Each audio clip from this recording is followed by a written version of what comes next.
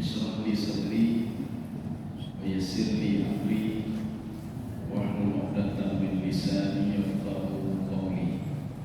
اللهم اجعل جمعنا هذا جمعا مرحوما وتفرقنا من بعده تفرقا معصوما. Kaum muslimin dan muslimat sidang jamaah maghrib menjelang isya Allah, kita sudah memasuki tafsir surah Al-Mursalat. Jadi Mursalat itu kalau dibaca Mursalat berarti dia isim maf'ul. Berarti Mursalat itu artinya apa? Banyak yang dikirim, seperti wal asifat, wal nasyitat, wal mursalat. Ini ada yang mengartikan Mursalat itu adalah angin bala.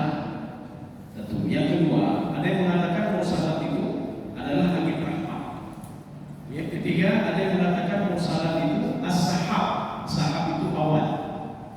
Yang keempat, ada yang mengatakan Mursalat itu al-malaikah. Kemudian yang kelima, ada juga mengatakan Mursalat itu sesuatu hal yang dikirim oleh Allah Subhanahu wa taala dalam bentuk apa? Mawaqif. Ada juga Mursalat itu yang keenam, az-zawajir. Zawajir itu apa? Segala sesuatu musibah yang dikirim oleh Allah Subhanahu wa taala. Tetapi dalam tafsir ini nanti kita akan mengartikan Mursalat dengan makna saja.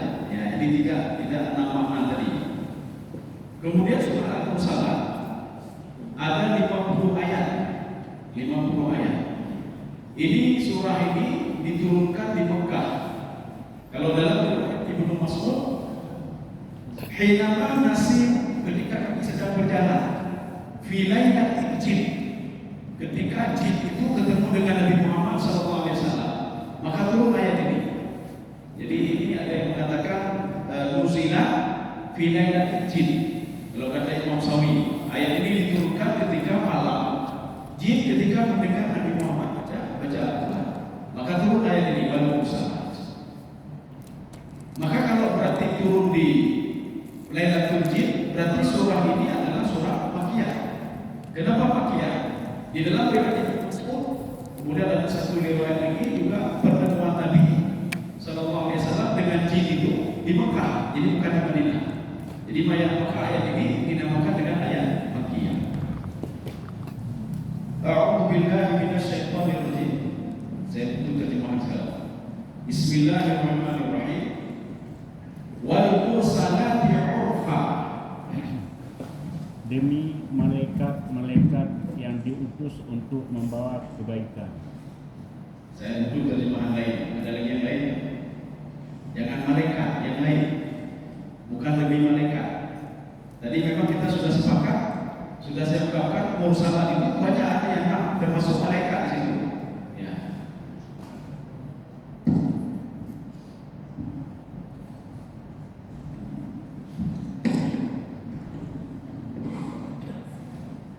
Ya, jadi mursalat adalah terjemahan lain selain malaikat. Nada.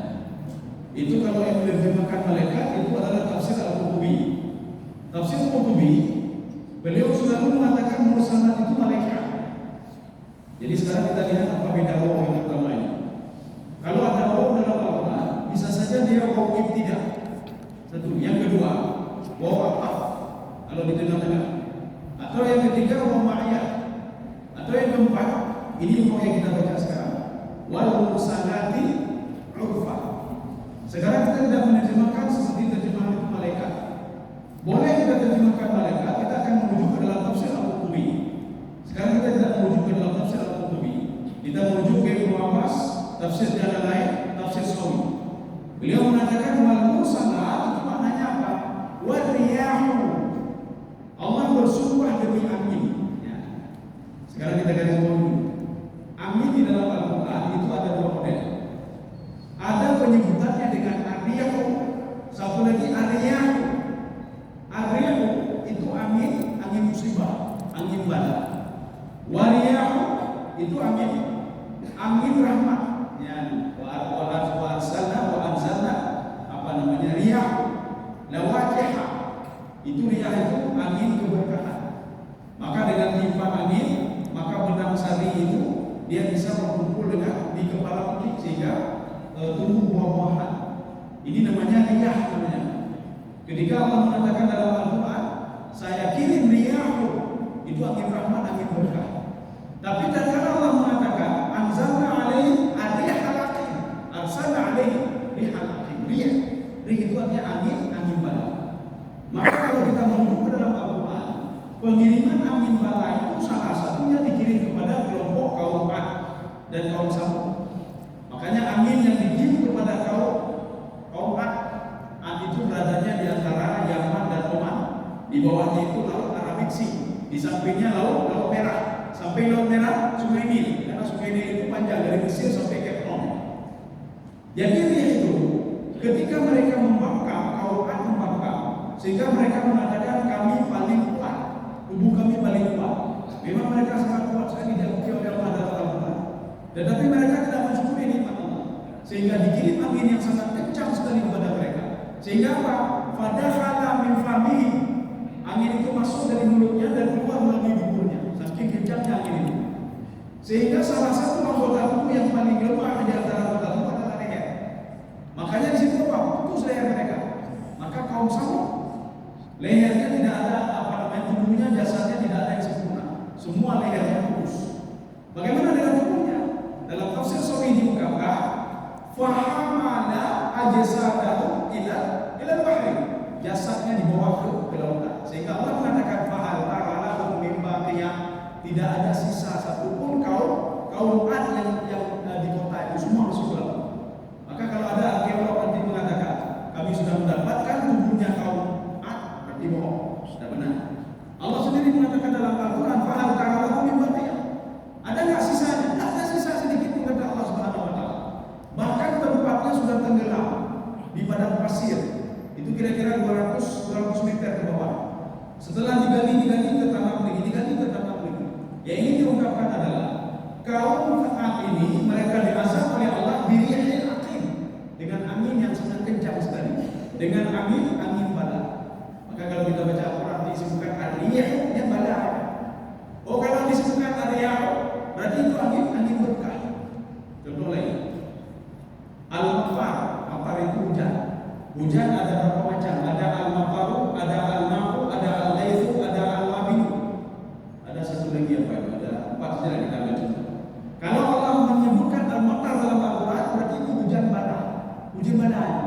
Kalau Allah menyebutkan al-ghaizu, itu hujan berkah. Allah menyebutkan al-ma'u, hujan berkah. Allah menyebutkan wabilul fatal dalam Al-Quran. Itu Allah ingin memberikan perumpamaan. Itu hujan perumpamaan saja.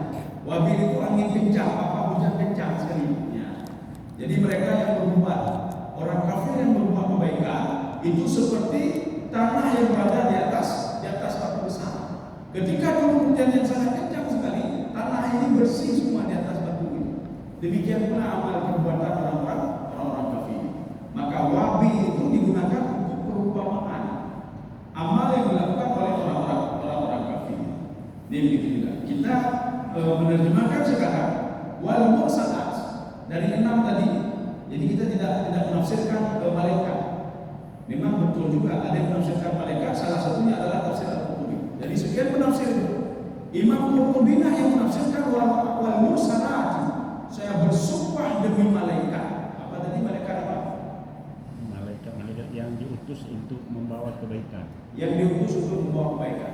Jadi maka dalam tafsir Al-Qurtubi beliau mengatakan wal mursalati urfa itu al-khair.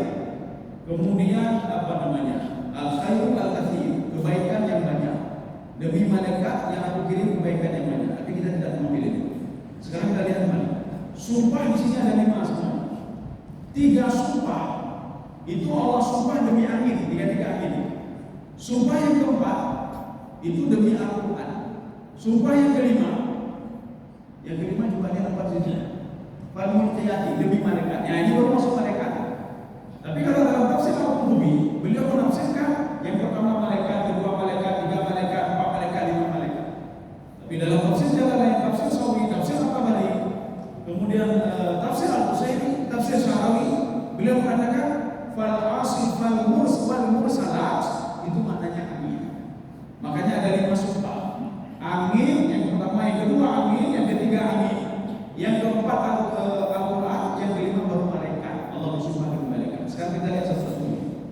Sebelum kita lanjut ini, setiap sumpah Allah dalam Al-Quran itu ada jawab sumpah namanya. Ada jawab sumpah. Jadi bukan bersumpah saja.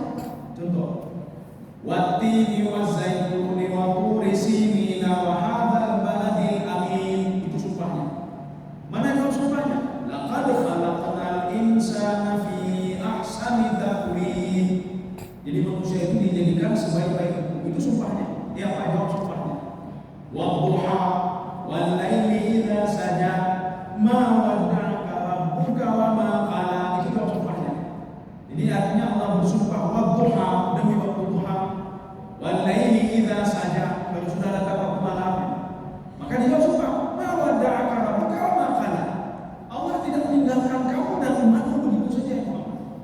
Maka ketika kita dalam keadaan susah, Allah tidak meninggalkan kita begitu saja. Ketika kita bermasalah, Allah tidak meninggalkan kita begitu saja. Maka dibutuhkan untuk apa? Dekatlah diri dengan Allah Subhanahu wa taala. Jadi makanya rezeki Allah yang bermuli. Allah nak kata ni, anak berumur rezeki, anak berumur dan lain sebagainya. Jadi maka Allah mengatakan ma wada'aka rabbuka wa ma qala. Semua dalam kontrol Allah yang Allah tidak meninggalkan kamu dan mereka itu apapun yang mereka bicarakan tentang kamu semua dalam kontrol ya Muhammad. Ya, ini artinya setiap ada sumpah dalam Al-Quran itu ada jawab sumpah. Ya, ini begitu juga. Allah bersumpah dengan 5 sifat di sini. Sifat angin 3, sifat Al-Quran, sifat malaikat, kemudian nanti ada jawab sumpah. Untuk apa ada sumpahnya awalnya? Karena banyak manusia tidak yakin dengan jawab sumpah. Wattini wazzaituni wa turi sinina wa hadzal baladil amin laqad khalaqnal insana fi ahsani taqwim. Banyak manusia tidak yakin. Panena sebaik-baik itu dan yang nangulnya. Maka Allah bersumpah. Jadi sumpah itu untuk menguatkan jawab sumpah. Nah, ini begitu. Untuk menguatkan jawab sumpah. Karena jawab sumpah itu banyak orang yang tidak mengakuinya, banyak yang lalai, maka Allah bersumpah 5 sifatnya. Kalau Allah bersumpah tidak bersumpah itu namanya khabar ibtida'i. Kalau Allah bersumpah dengan sekali sumpah namanya khabar tadawi. Kalau Allah bersumpah lebih daripada sekali, wattini wazzaituni wattini wazzaitun wa turi sini wa hadzal baladil amin, sampai berapa kali? Ini namanya khabar ingkari. Ini sekali berapa kali? 5 kali maknanya apa? Khabar ingkari juga. Ya. Sekarang kita ambil, kita tidak menggunakan tafsir Al-Qurtubi. Karena kalaupun kita mengambil Al-Qurtubi sama seperti terjemahan. Saya bersumpah demi malaikat. Tetapi dalam tafsir Jalalain, dalam tafsir Sawi, karena kita menggunakan tafsir Sawi, beliau diperkuat dengan tafsir-tafsir yang lain termasuk Imam Syafi'i. Beliau mengatakan wal mursalat, saya bersumpah demi angin kebaikan, angin yang membawa rahmat. Urfa, apa itu urfa? Tatabu'u ba'duhu ba'dan. Dia kalau membawa kebaikan kebaikan. Ya. Makanya waktu angin kencang berdoa ya Allah, berdoa angin kebaikan, angin kejahatan, angin rahmat, angin bala. Jadi angin bala lagi kauman itu sampai 8 hari 7 malam. 8 hari 7 malam angin tidak pernah berhenti. Kita angin saja tornado di Amerika, obrak abrik semua, hancur semuanya. Apa yang hancur? Motor bangunan hancur. Itu cuma berapa menit saja. Ini bukan berapa menit. 8 hari 7 malam. Dalam sehari 24 jam terus bertiup angin ini. Maka di situ digambarkan pada khalafamahu. Angin itu masuk ke dalam mulutnya dan keluar dari tubuhnya. Kita kalau dengan kendaraan, aku 20 biasa, aku 20 biasa, aku 80, aku berdoa. Yang angin kita mulai itu di rumah, lain itu dalam apa itu? Itu baru 80 km per jam. Dan kalau angin kauman itu lebih daripada itu, nah itu mana jiwa. Sehingga mayat-mayatnya tidak kita jumpai ke situ. Di mana? Dibawa oleh angin ke Arabic Sea. Arabic Sea itu laut Arabiknya. Sehingga hilang jasadnya semuanya. Sehingga tak bisa dijadikan tempat penelitian. Maka kalau ada yang mengatakan kami jumpa ini, itu mungkin punya Yaman punya. Karena kauman itu di antara Yaman dan Oman di tengah-tengah. Ini tengah-tengah. Di samping laut merah itu Yaman, di bawahnya laut Arabic Sea. Di samping Yaman itu Oman, di tengah-tengahnya itu kauman. Oh, sebetulnya main dalam majalah. Ini sumpah yang pertama. Kalau kita lihat di sini, ai aliyahu mutatabi'ah Jadi di sini disebutkan kaharfil faras, seperti seekor kuda yang satu keluar terus. Ya. Maka kita mengharapkan ketika ada tiupan angin, ya Allah bejibnya angin rahmat, angin badai, ya, supaya jadi angin rahmat. Maka ketika ditiup angin rahmat, awan itu kan bisa dibawa oleh Allah kemana saja diinginkan. Wa nasrifu amma yasha. Saya membawa awan kemana saja saya suka untuk saya turunkan hujan di sini. Maka hanya ada seseorang pun yang bisa melawan. Uji dia kerja atau uji. Engkau hanya uji lagi uji. Yang bicara uji uji. Aja yang kemarin. Bukan uji. Umumnya yang ada ada dulu. Jadi artinya apa? Allah mengatakan wa nasrifu amma yasha. Saya membawa hujan itu kemana saja yang saya mau, kata Allah. Melalui apa? Melalui ar-riyahu. Itu angin. Makanya wal mursalat itu maknanya ar-riyahu. Nah, jadi makanya nanti dalam doa beda-beda beliau. Pada dapat lagi doa, beda bukan ar-riyahu. Tetapi ar-riyahu. Ya Allah mikirin, ya udah bukan ar-riyahu, ya Allah mikirin angin badai kamu. Angin badai. Padahal kan bedanya sedikit. Bedanya di alir saja. Bahasa Indonesia begitu juga. Kemudian pengucapan begitu juga. Bahkan ada kalimat yang sama dalam bahasa Aceh, maknanya berbeda. Berbeda. Oh, luka kemah. Maksudnya apa? Sudah siap? Luka kemah. Ya. Satu lagi ya, si bapaknya Kak kemah ya. Kak kemah bukan meninggal. Kak kemah. Kalimatnya sama, kemah. Apalagi dalam Al-Quran. Dalam Al-Quran memiliki makna yang sama, tapi artinya berbeda. Ini namanya jinas di dalam kajian Imam Ibnu Ashur dalam tafsir beliau. Namanya jinas dalam tafsir Zamakhsyari, dalam tafsir Al-Kasyaf. Maka kita ketika memahami Al-Quran, ada kata ad-din dalam Al-Quran. Din itu dua-dua ada, tapi din itu berbeda-beda maknanya. Ad-din yang pertama hari kiamat, hari kebangkitan. Maliki yaumiddin, hari kebangkitan. Ara'aita alladzi yukadzibu biddin, hari kebangkitan. Nanti ada din maknanya lain. Apa maknanya? Amal ibadah. Mana contohnya? Ad-dinun nasihah. Ya, jadi amal ibadah manusia bukan agama maknanya. Maknanya apa? Amal ibadah manusia akan diperhitungkan oleh Allah. Ad-dinun nasihah. Mana nasihat itu apa? 3 maknanya. Salah satunya adalah al-ikhlasu fil amal. Amal ibadah manusia akan diterima kalau dia ikhlas dalam beribadah. Ini mana din nasihat.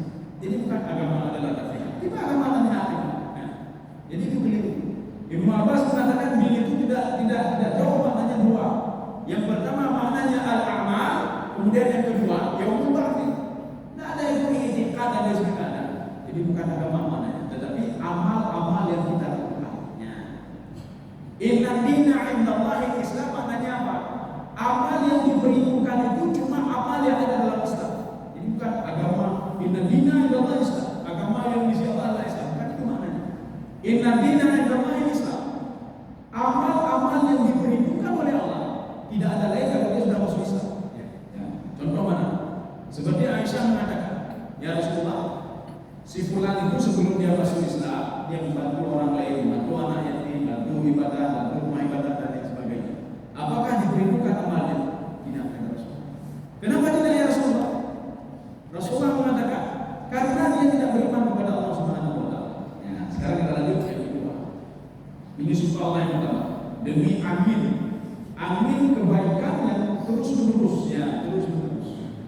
Sehingga dengan angin ini bisa dibawa awan itu sehingga bisa turun hujan. Ada kalanya kita awan hitam di atas kita, tapi kayaknya turun hujan. Ya, akhirnya apa? Angin itu Allah mengatakan, "Nasrifu amma yasha." Saya bisa pindahkan kemana yang saya inginkan. Ya. Kemudian dengan ada angin juga terjadi penyerukan.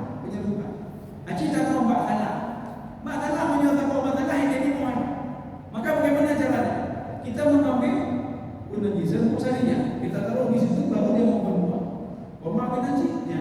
Maka ini dibutuhkan dalam bantuan angin. Dibutuhkan di angin maka secara langsung dia berbuah. Sekarang kita tahu yang kedua. Saya butuh terjemahan juga. Fal asifati asma.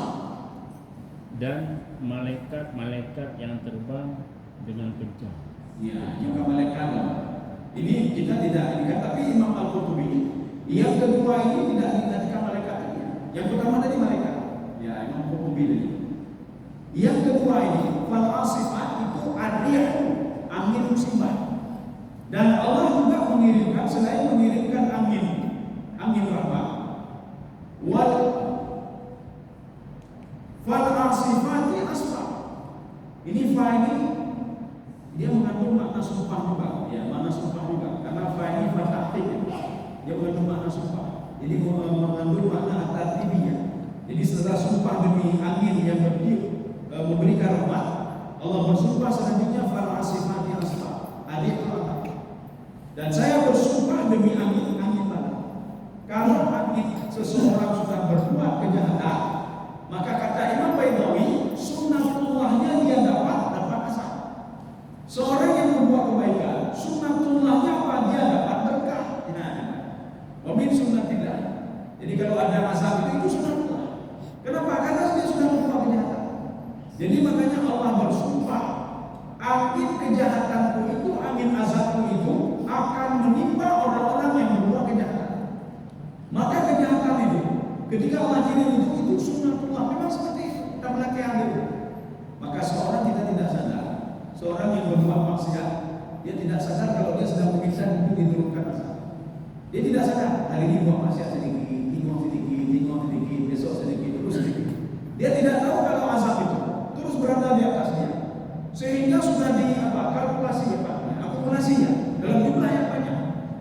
Kita sudah berbuat dosa selama 1 tahun, Pak. Bantu. Kita coba kita coba taruh di gunung, tinggi. Kita tidak sadar setahun itu bukan 365. Lihat kan 65. Tahun kedua begitu juga.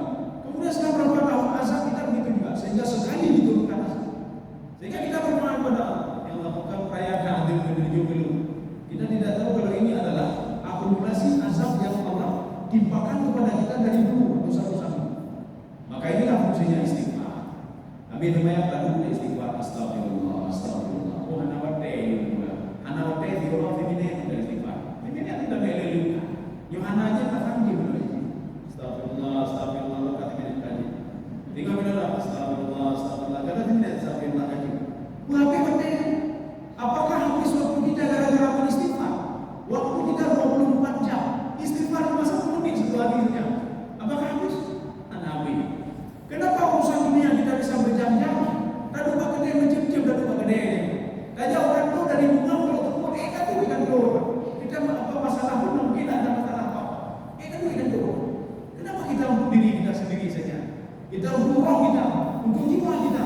Kita duduk beristighfar supaya jiwa ini tenang. Kenapa tidak ada waktu? Anak hotel. Ya saja meja, mana hotel? Kata kafe hotelnya. Ya ada bayar mana hotel? Satu hari itu 1 jam saja. 5 menit, bayar 5 menit. 5 kali 25 menit. Ngedoa dia video. Apakah habis waktu kita 1 jam? Dari 24 jam? Ya cinta boleh hotel itu ada kerjaan. Malam berjam pun kerjaan itu. Jadi itu adalah tapi untuk ini tidak tahu. Padahal itu untuk kita sendiri. Maka Imam Ghazali mengatakan, limada nahnu bihajatin ila dzikr. Kenapa kita butuh kepada zikir? Karena hati itu dulu dekat sekali dengan Allah. Ya, roh itu dekat sekali dengan Allah. Tetapi dan karena roh sudah bertemu dengan jasad, dia kedua. Dengan untuk kemana? Pada kamu kawin, dia kedua. Awal tapi nama. Pemandang dan lain sebagainya. Tapi waktu kamu nikah, di minggu 3 yang dulu 5. Kamu nikah di minggu 3. Maka anda diajar rekor. Ya.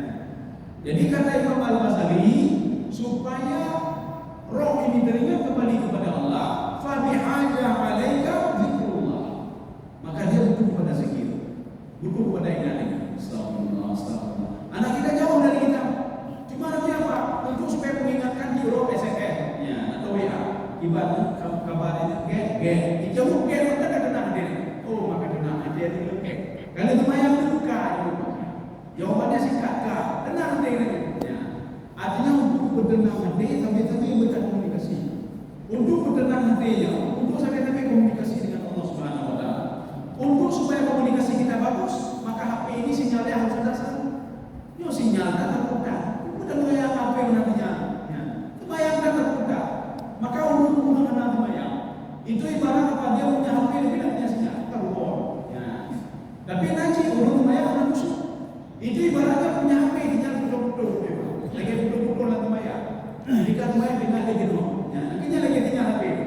Ketika sana tinggal rumah, berarti sinyal dia. Tapi ada juga orang musuh. Ketika dia sangat sinyalnya langsung nyambung. Maka kadang-kadang keluar lewat dengan rumah. Kenapa emosional dia muncul? Ya, yang seperti Rasulullah SAW sabdakan, saya memang melihat kata Rasulullah, saya ketemu dengan Allah. Tapi kalian tidak bisa ketemu dengan Allah. Tetapi kata Rasulullah, ada cara untuk bisa ketemu dengan Allah. Mihrabnya orang mukmin itu adalah as-salat. Salatlah kalian. Ya. Jadi yang terbayang katanya di mihrab. Jadi kita dialog Allah Subhanahu wa taala. Paling dekat dialog dengan Allah ketika sujud. Ya. Makanya waktu itu ingat kita lagi, ingat kita istighfar, ingat kita lagi mengalah Allah Subhanahu wa taala. Ini sudah yang kedua. Terjemahan masih menerjemahkan demi malaikat yang berlari cepat, berjalan cepat. Ya, tapi kita menerjemahkan bukan mereka. Kita menerjemahkan, menafsirkan di sini. Saya bersumpah masih dengan ini, karena di dalam Al-Quran begini. Ada namanya wasyaf'i wal watr. Ada yang baca wasyaf'i wal witr. Watr atau witr? Dua-dua boleh. Wasyaf'i wal watr. Wasyaf'i wal witr. Apa maksudnya? Wasyaf'i, saya bersumpah demi yang genap. Apa maksud genap? Demi pasangan-pasangan. Ada laki-laki, ada perempuan. Ya, kemudian ada siang, ada malam. Ada angin kencang, ada angin balang, ada angin rapat. Ya. Ini alasan penafsir mengatakan ini angin rahmat, yang kedua angin balang. Ya. Kemudian yang ketiga, wan nasyirati nasra. Coba dibaca lagi. Dan malaikat-malaikat yang menyebarkan rahmat Allah dengan seluas-luasnya. Ya, ini sudah malaikat lagi. Ini tafsir, tapi Imam Al-Qurtubi bukan itu tafsir apa. Beliau mengatakan, ini kalau dalam tafsir Al-Qurtubi. Kalau yang terjemahan yang pertama itu Imam Al-Qurtubi, terjemahan kedua tidak. Terjemahan yang ketiga kata Imam Al-Qurtubi, wan nasyirati nasra. Nasyirat artinya apa? Nasyirat itu begini. Kalau ada tawon itu di dalam sarafnya, kalau kita ganggu, maka dia akan menyebar keluar. Ya. Jadi kata Imam Al-Qurtubi, tapi kita tidak ambil tafsir beliau. Kita masih ambil tafsir Al-Tabari, tafsir Jalalain dan tafsir Sawi serta tafsir Sakawi dan beberapa tafsir yang lain. Tidak ada Al-Qurtubi. Tapi Imam Al-Qurtubi menafsirkan begini, wan nasyirati nasra. Saya bersumpah nanti di hari kebangkitan kita nanti di sangkakala nanti yang kedua, semua akan bangkit semua kajaran dan mutasir. Seperti belalang yang menyebar yang tidak tahu arah. Jadi makanya kalau kita ketemu nanti di tengah-tengah belalang, ada kelompok belalang sedang main-main, kita ambil batu, kita lempar ke tengah belalang itu.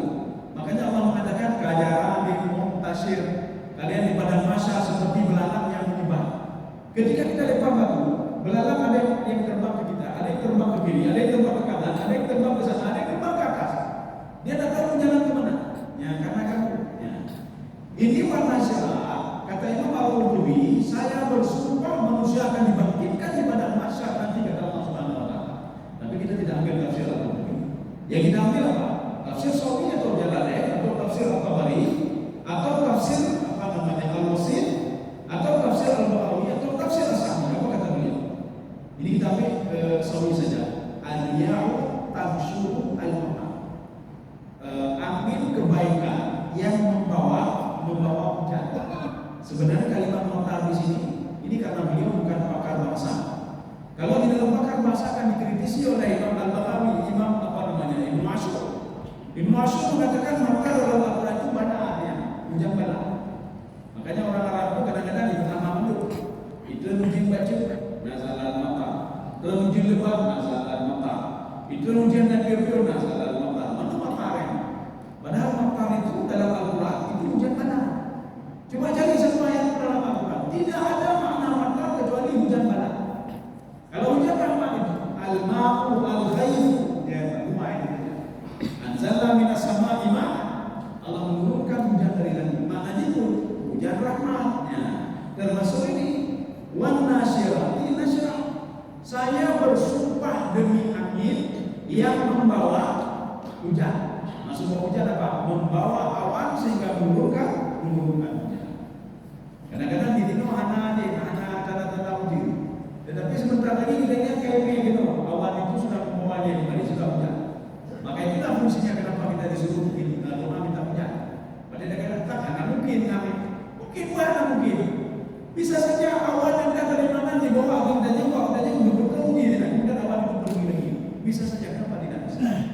Cuma yang perlu dijaga itu jamaahnya siapa-siapa saja. Kayak orang mencuri dari nama. Bedanya ini ke mencuri, untuk ini ke makmum. Ya berdoa aja kan terima doa. Doa untuk mencuri maka. Ini nanti sama seperti kejadian Nabi Musa alaihissalam ketika minta hujan. Nabi Musa ketika minta hujan, itu ada kaum Nabi Musa 600.000 orang. Itu kalau kita melihat di dalam tafsir Baidawi 600.000 orang.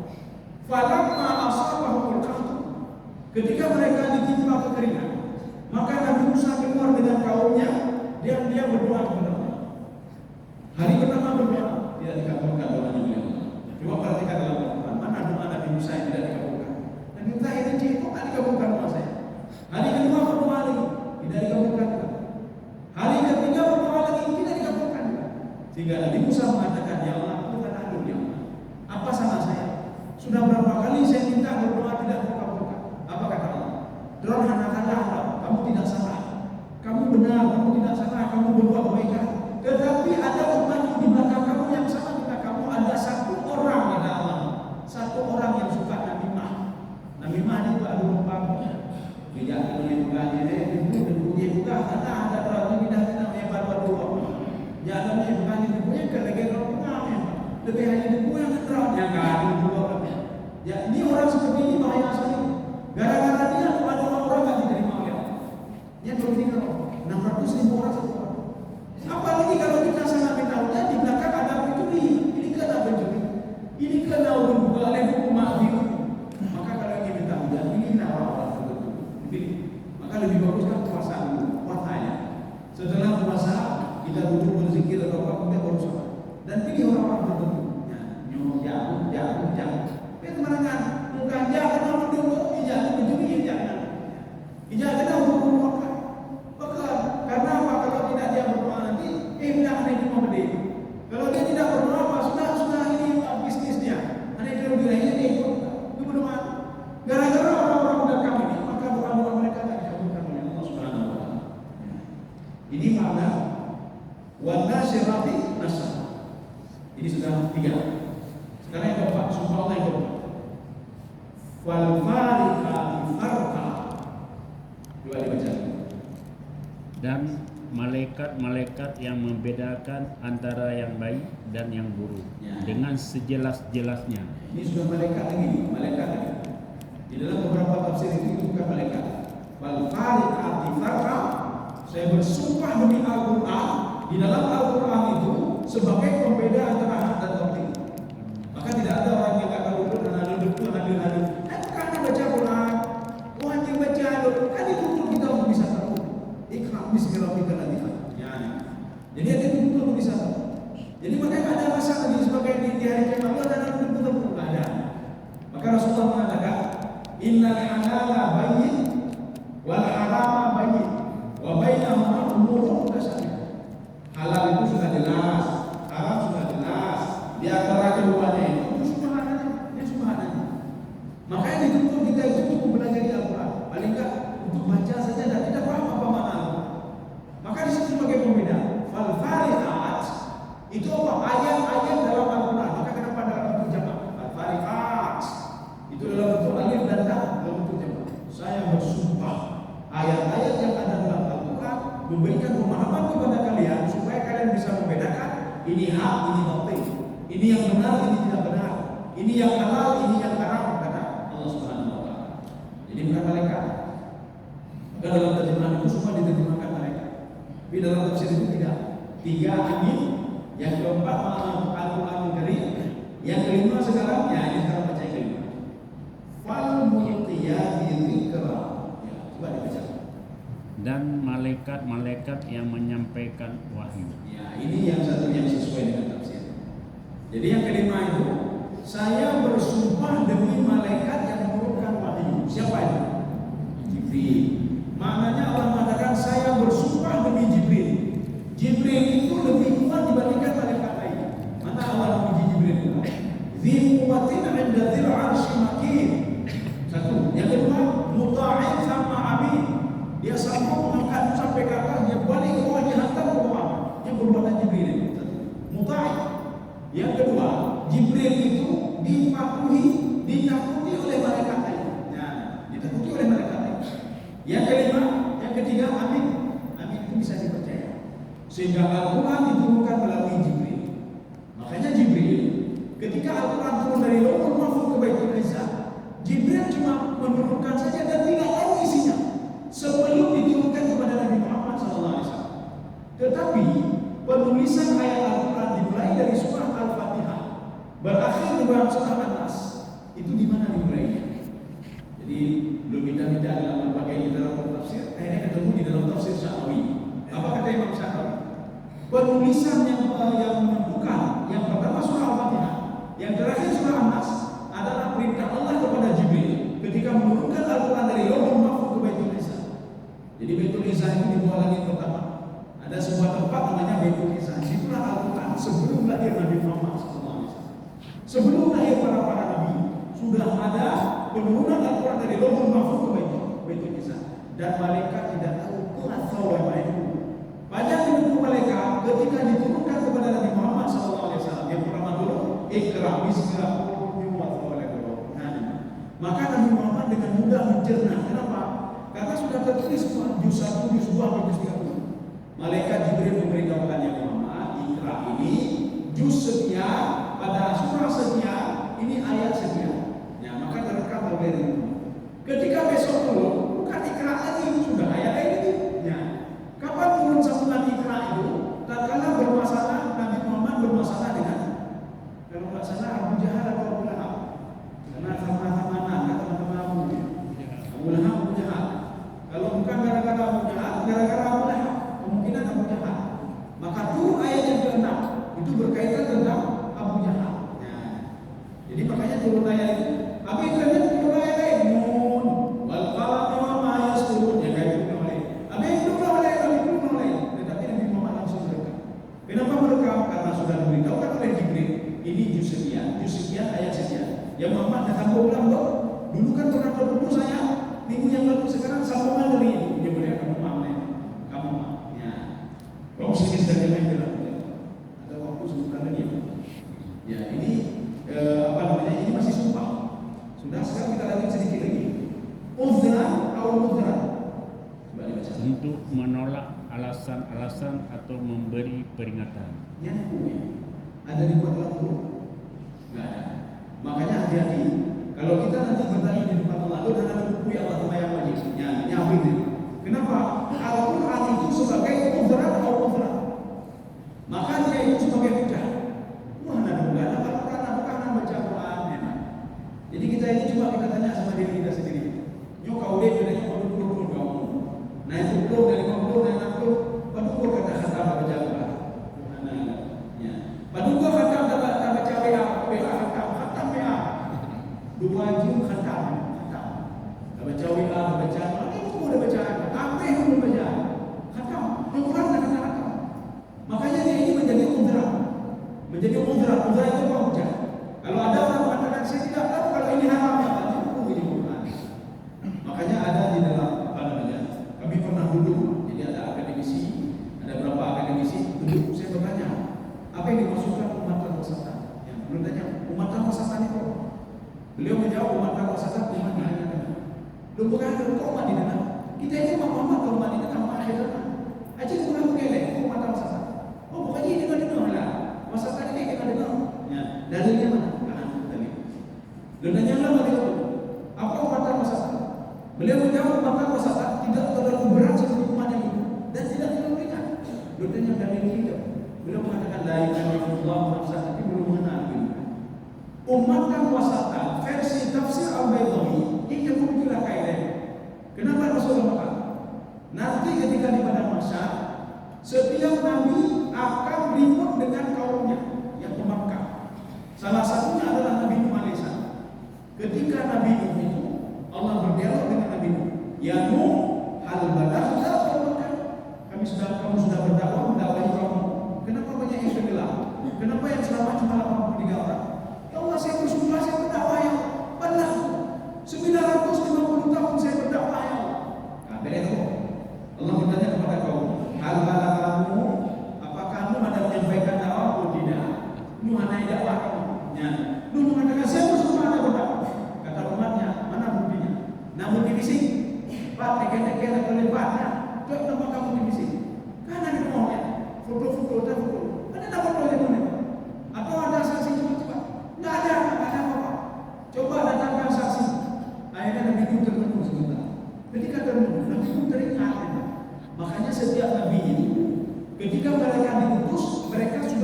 mengakui Nabi Muhammad sebagai Rasul walaupun belum dilahirkan.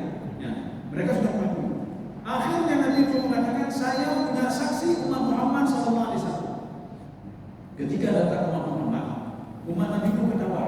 Kalian saksi, duluan lahir ke Muhammad, duluan lahir ke pilihan kalian, bagaimana menjadi saksi? Akhirnya mereka mengangkat Al-Quran dan membaca Al-Quran. Dia baca surah Nuh. Ketika dibaca surah Nuh, pembangkang Nabi Muhammad tenggelam, dia heran. Apa yang kamu baca ini? Kenapa sesuai dengan apa yang kami lakukan terhadap Nuh? Itu sebagai saksi. Ya. Jadi makanya coba baca surah Nuh. Dari yang pertama sampai terakhir semua dikupas oleh Allah bagaimana berkata kau pembangkang Nabi Muhammad. Sehingga kalau Nabi Muhammad tenggelam, mereka angkat tangan. Kalau itu beritanya kami terima. Ya. Siapa kalian? Ya, kami umat Muhammad. Apa yang kalian baca ini? Ini adalah Al-Quran. Makanya umat Al-Mustafa adalah umat penengah di antara Nabi dan Rasulnya di hari kiamat Nabi yang bersengketa. Tetapi dalam catatan umat Muhammad yang dekat dengan Al-Quran, dia umat Al-Mustafa. Jadi kita sekarang sudah menerjemahkan moderat, Islam moderat. Kita moderat, Quran dan baca Islam moderat, moderat. Pokoknya moderat. Tentang dia pun adalah moderat. Tentang Islam dan Nabi Muhammad, Islam pun Muhammad. Itulah Islam yang Muhammad kita jalankan. Sama semuanya. Maka umat Al-Mustafa adalah umat yang terus berpegang kepada Al-Quran, berpegang kepada hadis. Ya, jadi tidak dikatakan umat Al-Mustafa apabila dia jauh dari Al-Quran. Apalagi dia pada masa mengatakan saya tidak tahu apa-apa ya. Maka nanti Allah katakan uzra. Uzra itu akan menjadi hujah bagi. Wa uzra, dan tidak bisa kalian itu mencari alasan apapun kata Allah Subhanahu wa taala. Makanya sebagai ini sudah ada sebagai pendukungnya ada satu kelompok. Bukan satu kelompok, memang kelompok apa banyak kelompok ya. Cuma di Al-Quran menyebutkan ada satu kelompok mengatakan lima asyartani a'ma wa qad kuntu basira. Ya Allah, kenapa kami di padang mahsyar kami sudah tepu ya Allah? Karena juga kami berjalan kemana tak ada. Tak dapat buat apa-apa. Orang mukmin kau padu mereka pergi ke sana. Orang ini kau padu kami, kenapa tak dapat buat apa-apa? Dijawab oleh Allah di dalam Al-Quran. Kadzalika atatka ayatuna fanasitaha wa kadzalika al-yawma tunsa. Dulu saya turunkan Al-Quran, kau kan Anda berdoa. Kenapa tak pernah baca Al-Quran? Karena kalian dulu lupa pada Al-Quran, sekarang saya lupa juga pada kalian. Bedanya macam apa? Beda jauh, orang dia jauh dari. Akhirnya enggak boleh kuliah, begitu itu. Sedangkan orang mukmin itu dia berdoa, tolong kalian ke apa namanya? Telaga sebelum dihisab. Kalian pergi kemari, kalian tanpa hisab, kalian pergi kemari, kalian menuju kemari. Tapi ujungnya mana? Aneh mau ada jauh. Ya. Kalau sudah saya kira, insyaallah pertemuan selanjutnya kita lanjut dengan isi sumpah. Ya. Jadi Allah sudah bersumpah demi ada 5 sifat di situ. Ada 3 itu sifat angin. Angin yang membawa rahmat, angin yang membawa azab, angin yang membawa hujan. Kemudian Allah bersumpah juga, saya bersumpah Al-Quran itu syarat dengan informasi ilmu yakin. Kalau ini meneliti ingin sesuatu, ujungnya kepada Allah. Jadi meneliti ini 3 pendapat orang barat. Jadi dia keren. Ada yang berkata orang barat itu mengatakan begini. Barat itu banyak tak bukan. Oh, ini ada teori begini barat. Teori cicak Quran ya teori. Quran sama dengan teori yang belum dibongkar. Ini tidak orang barat ya, teori Quran. Katanya ada teori barat. Barat mengatakan begini dalam pendidikan. Kita teori Al-Quran dalam pendidikan dalam apa saja. Coba lihat Al-Quran. Bagaimana cara mendidik anak? Cek teori barat. Si fulan bin fulan ini orang barat ini dari ini Jerman mengatakan begini. Ini mengatakan begini. Bukan ada teori itu. Maka yang keempat Allah bersumpah demi malaikat kata Allah Subhanahu yang menurunkan wahyu. Maksudnya apa? Wahyu itu terjaga sekali. Jadi tidak ada jin, tidak ada malaikat iblis yang bisa mengetahui isinya kecuali apa? Setelah diberitahukan oleh Allah Subhanahu wa taala melalui Jibril yang diberitahukan kepada Nabi Muhammad sallallahu alaihi wasallam. Mudah-mudahan ada manfaatnya. Insyaallah pertemuan selanjutnya kita lanjut isi sumpah daripada 5 sumpah tadi. Kesan sumpah. Mudah-mudahan ada manfaatnya. Subhanallah wa bihamdika, asyhadu an la ilaha illa anta, astaghfiruka